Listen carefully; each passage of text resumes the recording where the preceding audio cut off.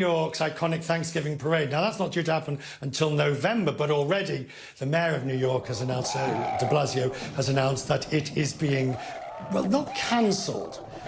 He says it will be reinventing, Bill de Blasio says, reinventing the event, online and TV only. New York hotel occupancy rates stand at 37% in July. Fred Dixon is the CEO of NYC Co. It's the official tourism agency. Fred is basically Mr. Tourism New York, and he joins me now. Fred, the difficulties that you are now facing. You had 66 million tourists last year. You're going to get nothing like that this year. There are quarantines from other US citizens, US visitors going into New York.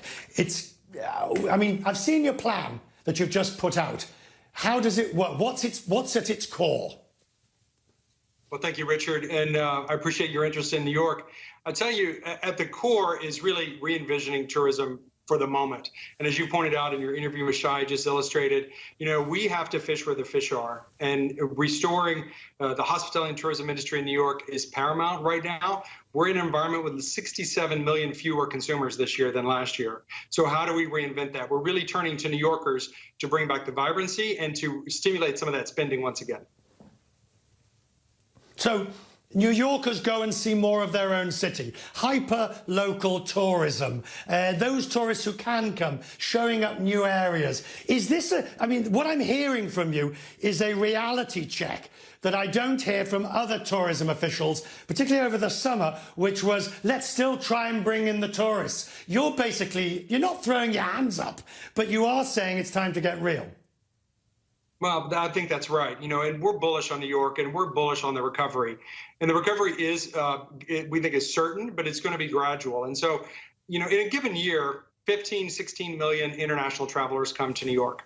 The other 50 million come from the United States, and half of those in a normal year come from the drive market. So we're really already really well positioned to stimulate some spending locally.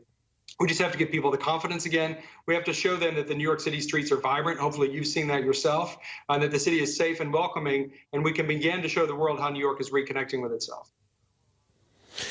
But, so where do you stand on air corridors or travel corridors? Because the #1 corridor that's being spoken about is New York to London. Is it feasible, which of course is the most important international route that there is it feasible to have a corridor that does restrict to New York to London? Well, I think it's an important first start, right? We have to begin somewhere, and I know there's ongoing conversations between our governments and our airport authorities to make that happen, and we welcome that at the right moment. We, of course, need to let the public officials make the right public health decisions, but we're ready to launch that corridor as soon as it's safe to do so. As you said, it's the single most important route in the world. I think it'll be symbolic for the travel industry overall. Reconnecting Europe and the UK and New York will be a huge next step, and we welcome it at the right time. Fred, finally, the Broadway and the whole entertainment industry is a completely different and tragic story. How that'll ever come back in any meaningful way unless it opens in the new year, I don't know.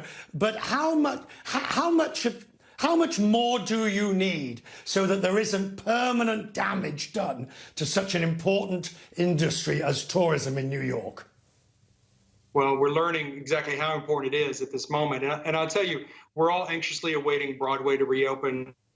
Everyone there is working extremely hard behind the scenes with some of the smartest people in the science world and in the public health realm to make that happen safely. And I feel confident that they will. We'll see some decisions after the first of the year. They've already announced they're going to stay closed through January 1st. But I expect Broadway to be back in 2021, and it'll be back in a big way. Everything else in New York, I like to say, coming to New York without Broadway isn't a consolation prize, but we know that Broadway is the big draw, and we look forward to having it back. But our museums are opening up now. Our restaurants are beginning to open up again. We have that good news about indoor dining. And the streets are feeling vibrant right now, Richard. I can't wait for you to come back and to experience it yourself. So we're going to be slowly building through this fall, and we'll be ready for 2021. And I'll be ready to accept your hospitality, a drink and a bite somewhere appropriate. Fred Dixon. I'll pick up the bill. Don't worry, Fred. These hard times. I'll pick up the bill. Good to see you, sir. Thank you. Richard. Look forward to it. Thank you.